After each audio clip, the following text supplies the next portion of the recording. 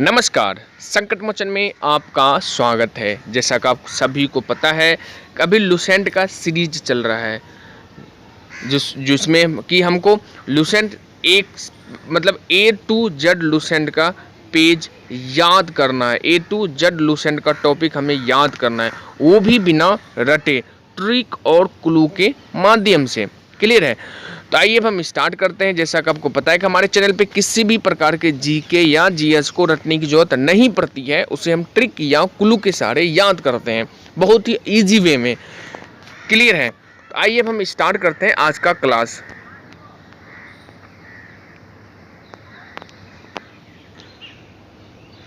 Last में आपसे कुछ क्वेश्चन पूछा जाएगा जिसका जवाब आप कमेंट बॉक्स में देना है और आप देखेंगे कि बहुत ही आसानी से आप इनका जवाब दे पा रहे हैं। तो देखिए, तो स्टार्ट करते हैं। आज का पहला है, स्मृति ग्रंथों में सबसे प्राचीन एवं प्रमाणित किसे माना जाता है? तो स्मृति ग्रंथ है ना, तो स्मृति मतलब होता है याद, मतलब ना स्मृति, किसी का हम स्मृति बना दिए, उसका याद बना दिए, उसके याद में कुछ बना दिए। तो स्मृति करके कोई ग्रंथ बनाए, हम याद कर करके, मतलब हमसे कुछ पूछा गया, मान लीजिए अभी हम पाकिस्तान में और हमसे इंडिया के बारे में पूछा जाए, या मान लीजिए हम अमेरिका में हैं, हमें इंडिया के बारे में पूछा जाए, मतलब किसी देश में या कहीं भी हैं, तो किसी दूसरे स्थान के बारे में पूछा जाए तो हम उसे याद कर करके, स्मृति मतलब मन में याद कर करके, मन में स्मृति के पर आधारित, जो मेरे मन में याद है, जो मेरे मन में स्मृति है, उस पर आधारित हम एक ग्रंथ बनाएंगे जिसको हम कहेंगे स्मृति ग्रंथ। नहीं, मन में जो स्मृति आएगा या मन में जो याद आएगा उस पर आधारित जो हम ग्रंथ बनाएंगे उसको क्या कहेंगे? स्मृति ग्रंथ। तो स्मृति ग्रंथ में सबसे प्राचीन और प्रमाणित माना गया, स्मृति ग्रंथों में सबसे प्राचीन और पुराना ग्रंथ मनुस्मृति को माना गया, मतलब मन में जिसको जो जो स्मृति आया और जो जो हम लिखवाएं वही सबसे प्राचीन माना गया। क्लियर है? नेक्स्ट आपका शुंग काल का मानक ग्रंथ क्या है? शुंग काल का ना, शुंग से क्या मतलब? सूंघना नहीं, सूंघना। इधर क्या है? मनुस्मृति। तो मनुस्मृति मतलब मन में स्मृति आता है, सूंघने से किसी चीज का मन में स्मृति आता है। सूंघने से किसी चीज में का मन में स्मृति आता है। नहीं, जैसे हम गुलाब सूंघे, तो जैसे सूंघे तो उसके खुशबू से हमको पता चल गया, ओ ये गुलाब का फूल है। जैसे हम मान लिया जाए किसी चीज को सूंघे, मान कुछ भी, जैसे परफ्यूम सूंघे, तो सूंघने से मन में स्मृति आएगा, अरे अरे हाँ ये परफ्यूम लगता है। नहीं, तो सूंघने से हम उसका क्वालिटी, खुशबू या बदबू पता करते हैं ना, तो वह स्मृति पर आधारित। नहीं, इसलिए सूंघेंगे तो मन में स्मृति आएगा, सूंघने से मन में याद आता है। या जैसे कई लोग ऐसे होते हैं कि मतलब कुछ खुशबू ऐसे उसके दिमाग में बस जाता है, जैसे उसको वो खुशबू कहीं नजर आए तो वो लगता है कि अरे कहीं वो तो नहीं गुजरा। नहीं, इसलिए सूंघने से हमें क्या मन में स्मृति आएगा। नेक्स्ट है नारद स्मृति, किस युग के विषय में जानकारी मिलता है? तो नारद स्मृति है, तो नारद का काम क्या था? इधर क्या है? गुप्त काल। तो नारद का काम क्या था कि एक दूसरे का बात इधर से उधर करना, जैसे हमें बोल चाल में बोलते हैं ना, नारद का काम करता है। तो इसका अर्थ ये है कि जैसे हम कुछ गुप्त बात कर रहे हैं, वो मेरा बात सुन लिया और कोई मेरा बात जिसके बारे में गप कर रहे हैं उसको जाके बोल देगा और उसका गुप्त बात मेरे पास बोल देगा। मतलब वो उसका यही काम था, इनका झगड़ा लगाना, मतलब इसका बात उसके पास, उसका बात उसके पास, दोनों के बात को लीक करना, गुप्त बात को लीक करना। नहीं, इसलिए नारद बोल चाल में भी देखते होंगे तुम, बहुत नारद का काम करता है, मतलब वो गुप्त बात को लीक कर देता है। इसलिए नारद स्मृति किस युग के विषय में जानकारी मिलता है? गुप्त काल में, गुप्त काल। क्लियर है? नेक्स्ट आपका गौतम बुद्ध के पुनर्जन्म की कहानी किसमें वर्णित है? इधर है जातक मतलब जहां तक नहीं, तो जय। और इधर क्या है? गौतम बुद्ध। तो कहीं कहीं महात्मा बुद्ध भी रहता है, तो गौतम बुद्ध तो बुद्ध से ये कह सकते हैं जहाँ तक, मतलब जहाँ तक हम ये कह सकते हैं जहाँ तक मुझे याद है गौतम बुद्ध पहले भी जन्म ले चुका है। जहाँ तक हमें याद है कि गौतम बुद्ध पहले भी जन्म ले चुका है। जहाँ तक हमें याद है कि बौद्धा पहले भी जन्म ले चुका है। वो लड़का बौद्धा है लेकिन पहले भी जन्म ले चुका है। वो इस बार भी बौद्धा निकला, पिछली बार भी वो बौद्धा निकला था, हमें जहाँ तक याद है। तो इस ढंग से हम याद कर सकते हैं कि गौतम बुद्ध का पुनर्जन्म की कहानी किसमें वर्णित है? जातक में। नेक्स्ट है आपका हीनयान का प्रमुख ग्रंथ क्या है? हीनयान है ना, तो हीनयान का प्रमुख ग्रंथ है कथा वस्तु। तो हीनयान और कथा वस्तु कैसे याद करेंगे? तो लोग कई लोग ऐसे होते हैं, उसको कथा में बैठा दीजिएगा ना, उसको कथा में नींद आने लगा, मतलब उसको कथा में मन नहीं लगे, मतलब कथा से हीन भावना रहता है उनको, दे कथा सुनेंगे, छी है कथा सुनेंगे, मतलब कथा शब्द से कई लोग को हीन भाव होता है, हीन मतलब घृणा उत्पन्न होता है, हीन होता है। इसलिए हीनयान का प्रमुख ग्रंथ क्या है? कथा। हीन करेंगे कच्चे कथा से। अब बात ये आती है, इसमें किसके जीवन चरित्र के बारे में कथाओं को वर्णित है? इसमें किसका जीवन चरित्र अनेक कथाओं के साथ वर्णित है। अब कथा सुनेंगे तो कथा में किसका चर्चा होता है? जो मन उब जाता है उसे हम हीन करते हैं। मतलब कथा में सिर्फ महात्मा सबका चर्चा होगा, सिर्फ और सिर्फ महात्मा सबका चर्चा होता है, नहीं कभी चोर डाकू का चर्चा नहीं सुनेंगे, सिर्फ महात्मा लोग चर्चा करते हैं या महात्मा लोग का चर्चा होता है। इसलिए कथा वस्तु किसका चर्चा रहेगा? महात्मा का। और उसका किसका प्रमुख ग्रंथ है? हीनयान का। नेक्स्ट आपका जैन साहित्य। जैन साहित्य को क्या कहा जाता है? तो जैन से क्या निकलता है? जैन जानना, जानना है ना, किसी को जानना है तो आपको गम भुलाना पड़ेगा। किसी चीज़ को जानना है तो पहले पिछला गम भुला के आइए, तब आप जान सकते हैं किसी भी चीज़ को। मान लीजिए आप इंटर में फेल हो गए, अब दूसरी बार आप पढ़ने के लिए गए और वहाँ पढ़ाई में आप सिर्फ और सिर्फ वही घुसा हुआ है, हम इंटर में फेल कैसे करेंगे, तो मतलब ना तो आप पीछे का रहे ना तो आप आगे का रहिएगा। इसलिए किसी चीज़ को जानना है ना तो पहले आपको गम भुलाना पड़ेगा, नहीं तो या इस ढंग से कह सकते हैं जैन। हाँ ये सही है कि जानना है तो गम भुलाना पड़ेगा, तो जैन है तो गम। अगला है नेक्स्ट आपका कि जैन धर्म के प्रारंभिक इतिहास की जानकारी कहाँ से मिलती है? तो जैन धर्म का तो जानने के लिए पहले कल्पना करना पड़ता है। गम भुला के आइए फिर कल्पना कीजिए। तो किसी चीज़ को जानना है तो इसकी किसी चीज़ को जानने के बारे में सबसे पहले कल्पना करना पड़ता है। जिससे मान लीजिए आप आईपीएस का तैयारी कर रहे हैं, तो आईपीएस के बारे में अगर आपको आईपीएस एग्जाम निकालना है तो सबसे पहले इसका कल्पना करना होगा ना कि कैसे तैयारी करना है, कैसे क्या इससे पढ़ना है, कितना घंटा मेहनत करना है, इस ढंग से। जैसे आईएएस के बारे में, तो किसी भी चीज़ को प्रारंभ करने से पहले उसका कल्पना करना बहुत जरूरी होता है। मान लिया जाए अभी हम दिल्ली जाना है, तो दिल्ली जाने से पहले हम कल्पना करेंगे कि कैसे जाएंगे, फ्लाइट से जाएंगे, बाय ट्रेन जाएंगे या बाय रोड जाएंगे। तो इसलिए कोई भी चीज़ कोई भी जानने का मतलब नया चीज़ जानने के लिए जानने के लिए जो हम स्टार्ट करते हैं जानने के लिए, तो उसे पहले कल्पना करना पड़ता है। इसलिए जैन धर्म का प्रारंभिक इतिहास कल्पसूत्र हो गया। नेक्स्ट है आपका किस जैन ग्रंथ में महावीर के जीवन कृत्यों को तथा अन्य कथाओं का संबंध मिलता है?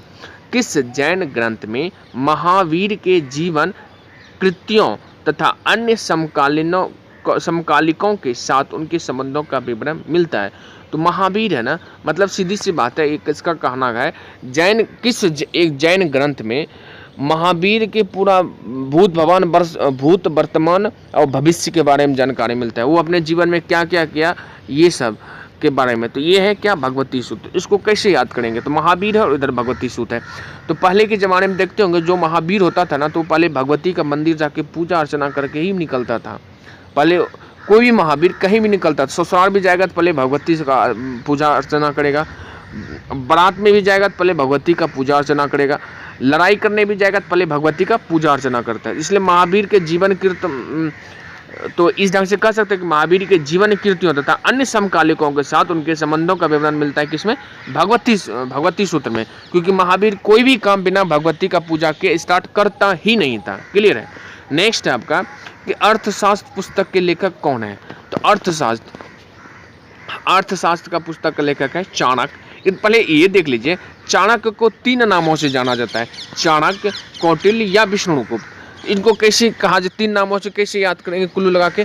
तो देखिए चाणक्य, तो सबसे पहले तो चाणक्य नीति आप जानते होंगे कि चाणक्य नीति बहुत ही खतरनाक होता था। उसमें ऐसा कूट के बात भरा था जिसको पढ़ के दिमाग में मतलब लगता था दिमाग हैंग कर जाएगा, नहीं तो उसमें इतना खतरनाक सब बात कूट के भरा था। चाणक्य नीति में बात सब क्या था? कूटा हुआ। चाणक्य नीति में सारा बात क्या था? कूटा हुआ, मतलब कौटिल्य हो गया। और ये सारा, और चाणक्य नीति में सिर्फ और सिर्फ विष को कैसे गुप्त रखना है, मतलब विष को कैसे गुप्त रखना है ये बताया गया था कि किसी को विष पिला के कैसे गुप्त रहना है। तो विष्णु गुप्त भी हो गया। अब देखिए इसका एक पुस्तक लिखा है अर्थशास्त्र। तो चाणक्य का क्या काम था कि एक बात को उसको बताइएगा ना तो उसका हजार को अर्थ निकाल लेता था, उनका हजारों अर्थ निकाल लेता था वो। चाणक्य को अगर एक बात को बता देता था तो उनका वो हजार अर्थ निकाल देता था। इसलिए अर्थशास्त्र पुस्तक का लेखक कौन है? चाणक्य है। अब बात ये आती है कि इसको कितने अधिकरणों और कितने प्रकरणों में बांटा गया है? तो 15 अधिकरणों और 180 प्रकरणों में बांटा गया। तब इसको कैसे याद करेंगे? तो लोग अधिकार के लिए बंदर जैसा करते हैं, लोग अपने अधिकार के लिए बंदर के जैसा करेंगे। देखिएगा कुछ को अगर अधिकार नहीं दीजिएगा ना तो बंदर की तरह इधर उधर उछलने लगेगा, कभी कोर्ट जाएगा, कभी थाना जाएगा, कभी मुखिया के पास, कभी सरपंच के पास जाएगा, कभी प्रमुख के पास जाएगा। इसीलिए अपने अधिकार के लिए बंदर की तरह करेगा, बंदर की तरह करेगा। तो इसलिए अर्थशास्त्र में कितने अधिकरणों हैं? तो 15 है। अब बात आती है प्रकरणों का, तो 15 प्रकरणों याद कर लीजिए, 15 प्रकरणों 180 है। तो इसमें इंपॉर्टेंस क्या है? आपको एक बात याद रहना चाहिए, जैसे अधिकरणों अगर याद हो गया, अधिकरणों बंदर के तरह करेंगे तो 115 हो गया। अब प्रकरणों 180 याद कर लीजिए तो 180 में क्या हो जाएगा? प्रकरणों हो जाएगा। क्लियर है? तो ये हो गया कि तो इसका पूरा क्या हो गया? 15 अधिकरणों एवं 180 प्रकरणों में विभक्त अर्थशास्त्र पुस्तक के लेखक कौन है? तो चाणक्य है या कौटिल्य या विष्णुबुद्ध। क्लियर है? नेक्स्ट आपका अर्थशास्त्र पुस्तक के लेखक की जानकारी कहाँ से प्राप्त होती है? तो अर्थशास्त्र पुस्तक के लेखक की जानकारी होता था मौर्य काल में। जैसे हम इसको कैसे याद करेंगे? अर्थ से मतलब किसी, जैसे हम लोग बचपन में क्या करते होंगे, देखते होंगे या आप भी करते हैं, हम भी करते थे कि बुक में पहले क्या करते थे? मोर रख देते थे। हमको उससे लगता था कि हम मोर रखेंगे तो बहुत ज़्यादा तेज हो जाएंगे पढ़ने में, लेकिन ऐसा होता नहीं था। लेकिन एक था कि मोर रखने से बहुत ज़्यादा लोग तेज हो जाता था। मतलब काहे मोर रखते थे? कि हमको बिना कविता याद किए हमको हो जाए, बिना मैथ समझे हमको बन जाए। ऐसा सोचते थे कि कोई बिना चीज़ को जाने हम उसका अर्थ निकाल लेते थे।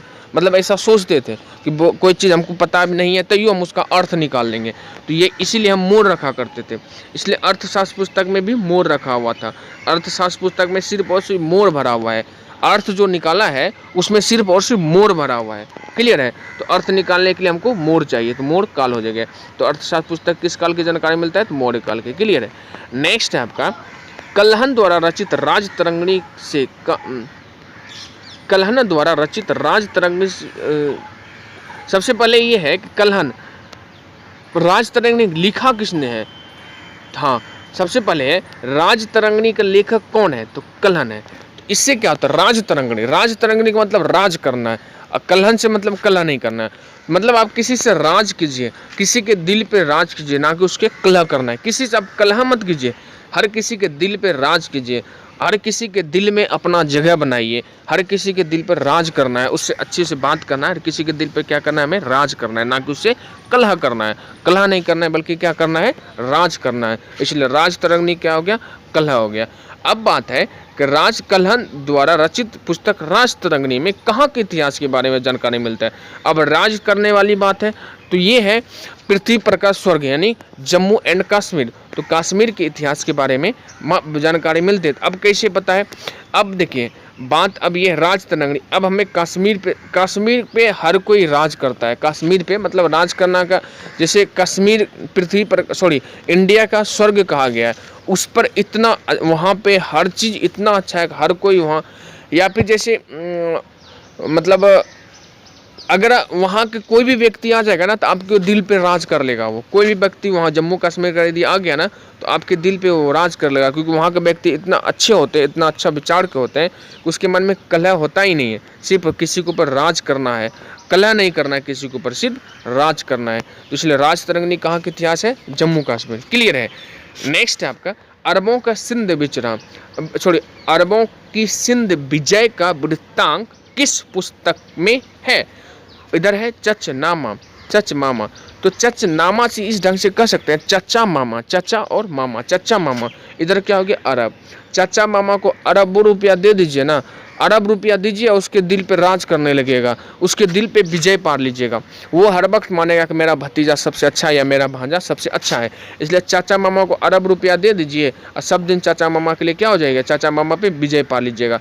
अरबों रुपया दे दीजिए चाचा मामा पे, चाचा मामा पे विजय पा लीजिएगा। इससे हम ये याद कर सकते हैं अरबों के सिंध विजय का वृत्तांत किस पुस्तक में लिखा हुआ है? चाचा मामा में। अब कहता है कि चाचा मामा पुस्तक के लेखक कौन है, तो लेखक है अहमद। अहमद मतलब चाचा मामा का दिल जितना अहम होता है हमारे लिए, मतलब अगर हम दिल जीत लिए तो हमारे लिए बहुत ही अहम बात है, एक हम उसका दिल जीत लिए।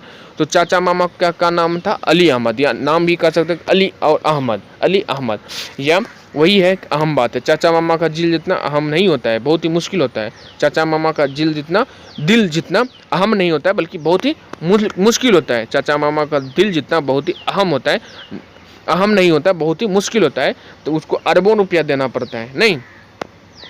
नेक्स्ट आपका संस्कृत व्याकरण भाषा की प्रथम पुस्तक, संस्कृत व्याकरण भाषा की प्रथम पुस्तक।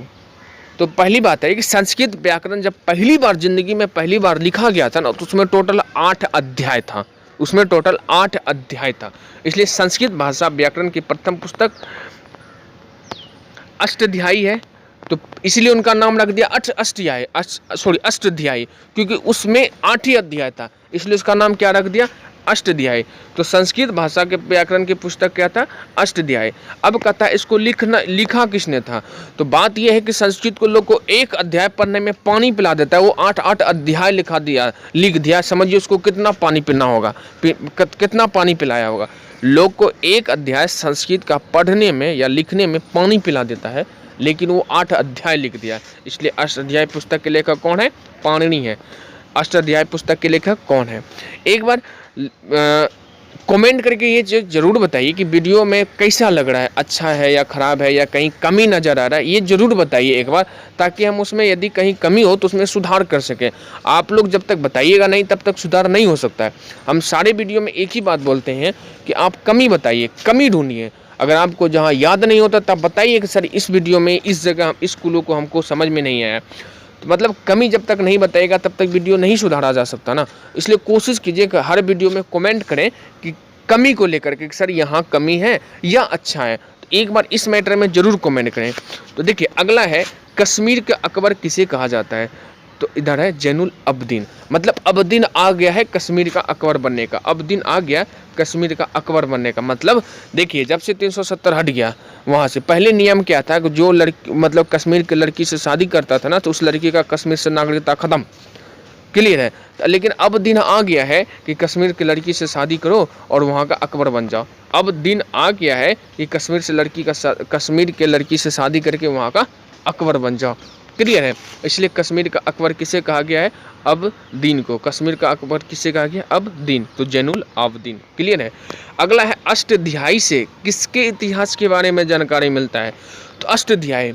अब देखिए पहले ज़माने में क्या होता था, पेज नंबर नहीं लिखता था कि एक पेज नंबर 1 या अध्याय नंबर 1, ऐसा नहीं लिखता था। जैसे एक बात समाप्त हो गया ना तो एक मोर का पंख रख देता था, दूसरा बात समाप्त हो गया ना तो दूसरा मोर का पंख रख देता था, तीसरा बात समाप्त हुआ ना तीसरा मोर का पंख रख देता था, चौथा बात समाप्त हुआ तो चौथा मोर का पंख, पांचवा बात समाप्त हुआ तो पांचवा मोर का पंख। तो इस ढंग से पता चल जाता लोगों को उसमें कितना मोर का पंख रखे थे, बोला 8 पंख रखे, इसलिए उसको 8 अध्याय बोल दिया।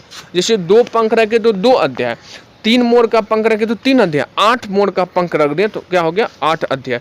इसलिए अष्टाध्यायी पुस्तक की अष्टाध्याय से किसके इतिहास के बारे में मिलता है, तो मोर कालीन।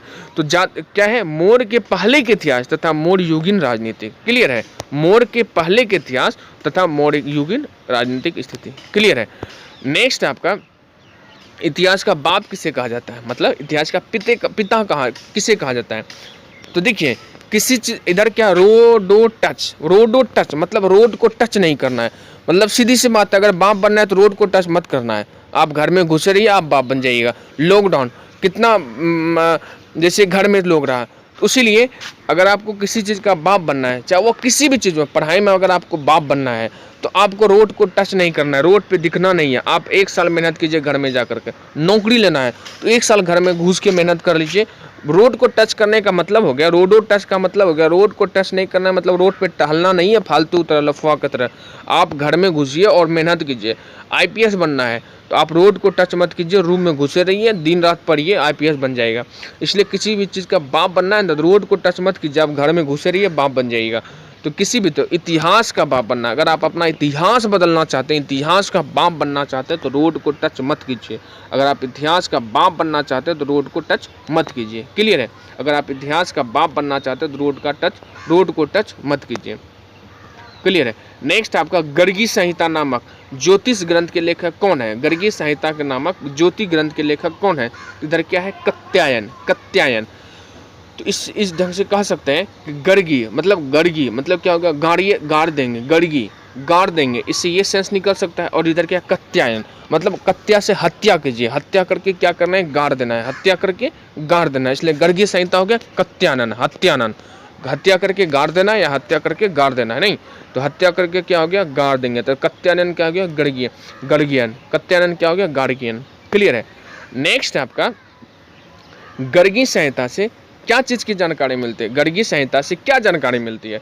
तो गर्गी मतलब गाड़ने वाली बात ना। तो गाड़ेंगे कहाँ? शहर में गाड़ेंगे? नहीं सर, तब कहाँ गाड़ेंगे? नदी में? नहीं सर, नदी में तो बहिए जाएगा, तब कहाँ गाड़ेंगे? कहीं जंगल में जाके मतलब कहीं वन में जाके गाड़ दीजिए ना, कहीं वन में जाके गाड़ेंगे ना, ताकि वहाँ जानवर खा ले। अगर उखड़ेगा भी तो जानवर खाएगा, अगर जमीन के अंदर आ तो सड़ जाएगा, जमीन से बाहर निकला तो क्या होगा? जानवर खा लेगा। कहाँ में? वन में ना। तो इसलिए गर्गी संहिता से क्या चीज़ की जानकारी मिलता है? भारत पर होने वाले यमन आक्रमण, भारत पर होने वाले वन आक्रमण। क्लियर है? नेक्स्ट आपका पुष्यमित्र शुंग के पुरोहित कौन थे? तो शुंग वंश के हैं, सूंघने वाला वंश के। तो अब क्या सूंघना है? तो पुष्प सूंघना है। तो पतंजलि, आप जानते हैं कि पतंजलि बाबा रामदेव अभी चला रहे हैं, इसमें एक से एक आयुर्वेदिक दवाई लाए हैं। तो आयुर्वेदिक दवाई कैसे तैयार होता है? पुष्प से तैयार होता है ना, पुष्प से तैयार होता है ना। अब पुष्प से कैसे? तो सबसे पहले पुष्प को सूंघता है, उसके बाद पतंजलि प्रोडक्ट तैयार करता है। पहले पुष्प को सूंघेगा, फिर उसका प्रोडक्ट तैयार करता है। तो इसलिए पुष्पमित्र शुंग से क्या बनता है?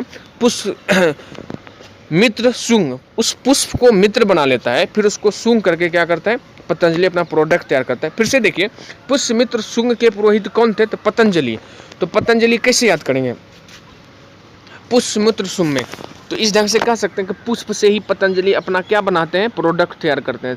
तो पुष्प से अपना पतंजलि क्या करते हैं? एक से एक आयुर्वेदिक दवाई बनाते हैं, नहीं। इसलिए पुष्यमित्र शुंग के पुरोहित कौन थे? पतंजलि। अगला है पतंजलि की रचना महाभाष्य किसके इतिहास के बारे में जानकारी मिलता है? तो सूंघने वाली बात है ना, तो शुंग वंश से मिलेगा ना, क्योंकि पुष्यमित्र शुंग तो शुंग वंश का था, इसलिए शुंग के इतिहास से जानकारी मिलती है। क्लियर है? अगला है मतलब इस ढंग से अगर याद नहीं हो तो इस ढंग से भी कह सकते हैं पतंजलि। ठीक है कि मतलब पुष्यमित्र शुंग वंश है, इसलिए पतंजलि के इतिहास शुंग वंश से। सही है। नेक्स्ट आपका टेसियस कहाँ का राजवैद्य? ये क्या है? ईरान का, ईरान का। तो टेटियस या टेसियस, तुम एक नंबर का टेसियस हो, या कह सकते हैं सीएस या सीएस होता है, सीएस साहब एक होते हैं, लेकिन इससे नहीं हो। टेटियस को हम टेटिया से सेंस करते हैं। टेटिया, तुम एक नंबर का टेटियस हो मतलब एक नई गाली है। एक नंबर का तुम टेटियस हो, टेटियस। तो ये कहाँ का टेटियस गाली आया कहाँ से भाई साहब? तो ईरान का। तो टेटियस गाली आया कहाँ से? ईरान से रन करके आया। टेटियस का रन करके आया। टेटियस जो आया है वो रन करके आया टेटियस। या हम कहीं टटिया लगाते हैं ना, नहीं टेटियस, अच्छा टेटियस है, टेटिया जैसे गाली है ना, टेटियस, तुम एक नंबर का टेटियस हो। तो टेटियस आया कहाँ से? ईरान से। क्लियर है? नेक्स्ट आपका रन करते हुए है, मतलब टेटियस बहुत फास्ट गाली वायरल हो गया था, मतलब रन करते हुए, जैसे कोई भी चीज़ मूवी वायरल होता है ना, इसलिए टेटियस गाली जब लॉन्च हुआ तो बहुत फास्ट वायरल हो गया। मतलब टेटियस शब्द जो कोई भी व्यक्ति यूज किया होगा, बहुत ज़्यादा रन किया, बहुत फास्ट रन किया था, हर जगह इस गाली को यूज किया जाता है। नेक्स्ट आपका हेरोडोटस की लिखी हुई पुस्तक का नाम क्या है? तो सबसे पहले हेरोडोटस को इतिहास का पिता रुकिए, हेरोडोटस को इतिहास का पिता कहा गया। तो क्या लिखा होगा? इतिहास ही लिखा होगा ना। तो यहाँ इतिहास को हिंदी ना लिख करके इंग्लिश लिख दिया कि हिस्टोरिका, इतिहास ना बोल के क्या लिख दिया? हिस्टोरिका। क्लियर है? तो इसलिए हेरोडोटस की लिखी हुई पुस्तक का नाम क्या है? हिस्टोरिका। हेरोडोटस द्वारा लिखी हुई पुस्तक का क्या नाम है? हिस्टोरिका।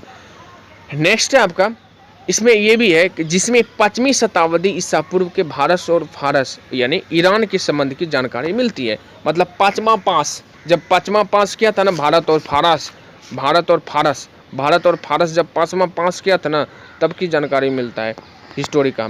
अगला है निरियाकस, आनेसिक्रेटस, अरिस्टोबुलस, किसके साथ भारत आया था?